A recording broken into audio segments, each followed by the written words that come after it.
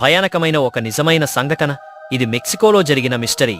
మీకు నిద్ర కూడా. 2017 మెక్సికోలో ఉన్న ఓ చిన్న గ్రామం. రాత్రి 11 గంటలయింది.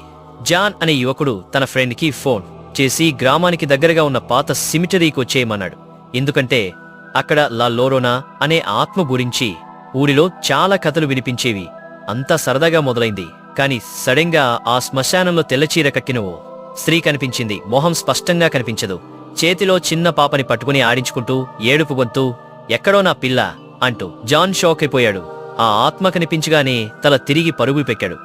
కాని శ్మశానం గేటు దాటి వచ్చేసరికి వింత విషయం. అతని చేతికి ఒక పాత చిన్న బొమ్మ. ఆ ఆత్మ పట్టుకున్న పాప బొమ్మ. ఆ రోజు నుంచి జాన్ జ్వరంతో పడిపోయాడు. ఎవ్వరికీ చెప్పలేని భయం. ఇప్పటికీ ఆ గ్రామంలో ఆ శ్మశానానికి రాత్రి ఎవరూ వెళ్లరట. ఇది మెక్సికోలో జరిగిన నిజమైన సంఘటన.